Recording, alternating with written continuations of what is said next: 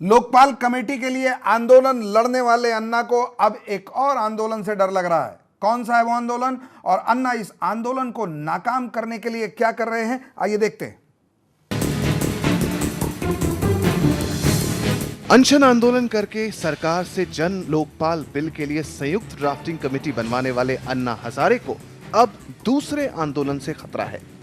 अन्ना के मुताबिक ये वो आंदोलन है जो भ्रष्टाचार का साथ देने वाली ताकतें चला रही हैं। इसीलिए समर्थकों के नाम खत लिखकर उनसे एक रहने की अपील करने के बाद अब अन्ना ने सरकार का नेतृत्व करने वाली पार्टी कांग्रेस की अध्यक्ष के नाम लिखा है खत। सोनिया को लिखे इस चेतावनी से भरे खत में अन्ना ने उनकी पार्टी के 2 सदस्यों की तीखे लफ्जों में आलोचना की है। अन्ना ने लिखा है कि वो दिग्विजय सिंह और कपिल सिब्बल पर लगाम लगाएं ताकि वो भ्रष्टाचार के खिलाफ उनके इस अभियान को कमजोर करने की कोशिश न करें। अन्ना ने सोनिया से ये भी पूछा है कि क्या वो इन दोनों नेताओं के बयानों का साथ देती हैं। इसी खत में अन्ना ने शांति भूषण और एसपी नेताओं मुलायम सिंह और अमर सिंह के बीच बातचीत की फर्जी सीडी का भी मामला उठाया है। इस सीडी को शुरुआती जांच के मुताबिक सीएफएसएल लैब के पूर्व निदेशक एसआर सिंह भी फर्जी करार दे चुके हैं। कहा गया है कि सीडी में कुछ अंशों को कहीं से उठाकर कहीं और जोड़ा गया है। प्रशांत भूषण का तो ये भी कहना है कि इस सीडी के मुलायम सिंह वाले कुछ अंश उस टेप से उठाए गए हैं जो साल 2006 में उन्होंने सुप्रीम कोर्ट में जमा कराए थे। इस खत में अन्ना ने सोनिया को लिखा है कि उन जैसे सादा जीवन जीने वाले शख्स पर भी कीचड़ उछालने की कोशिश हो रही है। मैं ये सोचने पर मजबूर हो गया हूं कि इस कवायद का नतीजा क्या होगा जब कमेटी में सरकार के सदस्य ही दूसरे सदस्यों के बारे में तरह तरह की जांच कराने या विच हंटिंग पर उतर आए हैं। जो सत्ता में होते हैं उनकी जवाबदेही ज्यादा होती है। हम दूसरों पर कीचड़ उछालकर लोगों का ध्यान नहीं भटकाना चाहते। ये तो उनका काम है जो इस कलंकित अभियान के पीछे हैं। सोनिया को लिखे खत में अन्ना ने कहा है कि देश की सभी भ्रष्ट ताकतें जन लोकपाल के इस पूरे अभियान को कमजोर करने की कोशिश कर रही हैं। अन्ना ने सोनिया से मांग की है कि वो ऐसी ताकतों के षड्यंत्र को नाकाम करने में उनका साथ दें। ब्यूरो रिपोर्ट, जन संदेश। अन्ना के खत पर बात करने के लिए हमारे साथ हैं बीजेपी के वरिष्ठ नेता अमिताभ सिन्हा और कांग्रेस नेता विजेंद्र गोयल। साथ ही न्यूज रूम से हमारे साथ जुड़े हुए हैं वरिष्ठ पत्रकार एसके दत्ता। दत्ता साहब, आपने सुना एक पैरेलल जो है वो कोशिश जारी है इस आंदोलन को डिरेल करने के लिए। अन्ना बेचारे खत लिख रहे हैं, अपील कर रहे हैं, एक रहो। किस तरह से आप देख रहे हैं फिलहाल सिनेरियो को? कहां जाता हुआ दिख रहा है ये लोकपाल कमेटी का मसौदा? जैदी जी, जैसा मैंने शुरू में कहा है कि ये एक तरह से जानबूझ के एक प्रयास है पूरे इस आंदोलन को खत्म करने के लिए और इस आंदोलन को दिशाहीन बनाने के लिए। मैं मानता हूं कि कोऑर्डिनेशन कमेटी में जितने सारे सोशल ग्रुप के जितने सारे एक्टिविस्ट हैं वो लोग इस सिचुएशन में बिल्कुल एक साथ रहे हैं। और उसके साथ साथ मेरा ये भी मानना है कि इस पे और तमाम बुद्धिजीवी, तमाम इंटेलेक्चुअल और तमाम अलग अलग क्षेत्रों में और अलग अलग सेक्टर में जो वरिष्ठ लोग हैं उन लोगों को भी इन्वॉल्व किया जाए या फिर उनकी भी राय ली जाए ताकि पूरा ये एंटी करप्शन मूवमेंट जो है ये कामयाब हो। दत्ता जी, और भारत के राजनीति में एक दत्ता जी, मैं आपसे ये सवाल जरूर बीच में, आपको माफ कीजिएगा कथा कलामी के लिए, ये जरूर पूछूंगा क्योंकि आप इन लोगों के साथ आपका इंटरेक्शन काफी होता है। सोशल ग्रुप का के जो धड़े हैं वो इस मुद्दे पर एक नहीं आ पा रहे हैं। कहीं वैचारिक मतभेद के चलते, कहीं दूसरी और अड़चने आ जा रही हैं। आप किस तरह से देखते हैं? बहुत सारे सोशल ग्रुप इससे छूट गए हैं इस कमेटी से, और जो एक ग्रुप है उसने इसमें लीड ले ली है तो दूसरे को कहीं ना कहीं नागवार गुजर रहा है। फिर मामला जो है वो कैंडल नेशनलिज्म का आ जाता है। जो आम आदमी है वो जुड़ने से परहेज कर रहा है क्योंकि इसमें कहीं ना कहीं जो सो कॉल्ड सोशलाइट ग्रुप है वो इन्वॉल्व हो जा रहा है।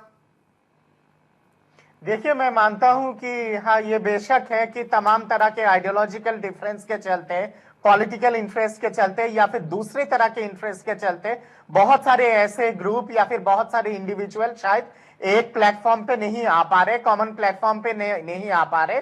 और वो शायद एक बुनियादी कारण है जिसके चलते जिस हिसाब से प्रिपरेशन होना चाहिए था उस हिसाब से हो नहीं पाया प्रिपरेशन। दूसरी बात यहाँ पे ये भी आती है कि पॉलिटिकल पार्टीज जो टिप्पणी करते हैं कि कैंडल नेशनलिज्म और ये तमाम तरह की टिप्पणी आती है। मेरा सीधा सीधा सवाल है पॉलिटिकल पार्टी से, उनका नेशनलिज्म क्या है? क्या भ्रष्टाचार करना उनका नेशनलिज्म है? दुर्भाग्यपूर्ण लगता है कि जब एक वरिष्ठ पार्टी के लोग इस तरह से कहते हैं कि करप्शन पे जनता को भी इन्वॉल्व होना चाहिए। अरे करप्शन जो है वो गवर्नेंस का एक हिस्सा है, गवर्नेंस का एक पार्ट होता है, पॉलिटिकल गवर्नेंस का। जब पॉलिटिकल पार्टीज और पॉलिटिकल नेता जब इस चीज को भूल जाते हैं, तब जनता को मजबूरन आना पड़ता है सीधा रास्ता दिखाने के लिए। और मैं तो समझता हूं कि तमाम जितने सारे देश में पॉलिटिकल पार्टीज है और जितने सारे नेता है वो शर्म के मारे त्याग पत्र दे दे। शायद ये सबसे बड़ा ऐतिहासिक कदम होगा भारत से करप्शन को मिटाने के लिए और भारत को एक नया दिशा देने के लिए और एक भारत का सही हिसाब से निर्माण करने के लिए। ये जो अलग अलग पर ऑल्टरनेट कहां है? पर दत्ता जी विकल्प कहां है? सियासत को आप जमहूरियत से अलग नहीं कर सकते। जो प्रजातंत्र है उसका राजनीति एक बड़ा अहम हिस्सा है, पिलर है। अगर आप सारे नेताओं से कहते हैं कि वो रिजाइन कर दें और हिमालय पे चले जाएं, तो विकल्प कहां है? क्या सोशल सेक्टर के पास विकल्प है? मेरा कहना है कि जितने सारे नेता जिन पे भ्रष्टाचार का उंगली उठा है, कम से कम जब तक उसका सही तरह से जांच ना हो और नतीजा ना निकले, कानूनी नतीजा ना निकले, तब तक तो कम से कम सत्ता में ना बने रहे। यहां पे तो शर्म से सर झुक जाता है जब किसी एक प्रदेश का चीफ मिनिस्टर इतने सारे आरोप लगने के बाद भी निर्लज की तरह कुर्सी में बैठे रहते हैं। शुंगलू कमेटी की रिपोर्ट दिल्ली के मुख्यमंत्री पे सीधा सीधा सवाल उठाती है। दिल्ली के मुख्यमंत्री कहती है कि बेबुनियाद है ये रिपोर्ट। अरे आप ही के तो सरकार का प्रधानमंत्री ने ये जांच बिठाया था, आपके सरकार ने ये इनिशिएटिव लिया है। कर्नाटक की जो मुख्यमंत्री है उनके ऊपर इतने सारे भ्रष्टाचार का आरोप लगा है, उसके बाद भी सत्ता पे बैठे हुए हैं। तो फिर जनता करे तो फिर क्या करे? जनता दूसरे टर्म में शीला दीक्षित को क्यों चुन के ले आती है? कहीं ना कहीं दत्ता जी, जनता भी तो दूसरा टर्म उनको दे देती है। जनता के पास तो ऑप्शन है, 5 साल के बाद मना कर दो, क्यों लेके आते हो? बिल्कुल सही बात है। हमारे देश के डेमोक्रेटिक इतिहास गवाह है कि जब जब नेता तमाम चरम सीमा पे गए हैं तो जनता ने उनको नकार के फेंका है। एनडीए की सरकार में जिस तरह की आरोप लगी थी, उसके बाद एनडीए सत्ता से बाहर गई है। और मैं मानता हूं कि अब जिस तरह का हालत है, इस हालत में यूपीए के लिए एक चेतावनी है ये कि आप अभी सुधर जाओ और जनता के हित में काम करो, नहीं तो 2014 में आपको विपक्ष में बैठना पड़ेगा, चाहे कितना भी कोशिश आप क्यों ना कर ले सत्ता में रहने के लिए। जाहिर है। दत्ता जी आप हमारे साथ बने। विजेंद्र जी, ये कहीं ना कहीं पब्लिक की आवाज़ है जो इको कर रहे हैं। दत्ता जी ये कह रहे हैं कि अभी भी वक्त है, सरकार जो है वो सत्ता में बैठे हुए लोग संभल जाएं। जयदी साहब, बात ये है कि दत्ता साहब अपनी जगह सही हैं, मैं उनकी बात से सरोकार रखता हूँ। मैं तो ब्लेम करना चाहूँगा इस देश के मतदाता को, क्योंकि आज जो जनप्रतिनिधि चुन के आता है वो देश का मतदाता चुनकर भेजता है। तो मतदाता को ये देखना चाहिए कि वो जिस प्रतिनिधि को, वो किसी भी पार्टी का है, वो जिसको वो चुन को भेज रहे हैं उसकी छवि ईमानदार हो, ताकि वो उनके हकों की बात ऊपर करें। लेकिन आप देखिए कई कई जगह पे ऐसे करप्ट या बदमाश लोग भी हैं जो हर पार्टियों में फैले हैं। मतदाता उन्हीं को चुन के पार्लियामेंट में, विधानसभाओं में भेजते हैं, तो आप कौन कसूरवार हैं? आप देखिए आज कोई नेता, कोई अच्छे प्रोफाइल का नेता है, जनता उससे एक्सपेक्ट करती है कि ये हम इनके घर जाएं, मुझे चाय भी पिलाए, ये हमारे घर आए तो 50 गाड़ियों का काफिला भी लेके आए। वो कहाँ से लाएगा? अगर एक ईमानदारी से कोई हॉनेस्ट नेता काम करता है तो जनता की ये भावनाओं को कहाँ पूर्ण करेगा? वो सोचेगा अगर एक कोई बड़ा नेता एक गाड़ी में बैठ के उसके घर चला गया, ये कोई नेता है? अब उसके पास 50 गाड़ियों का कालफा है। आप जनता की बात कर रहे हैं कि कार्यकर्ता की बात कर रहे हैं?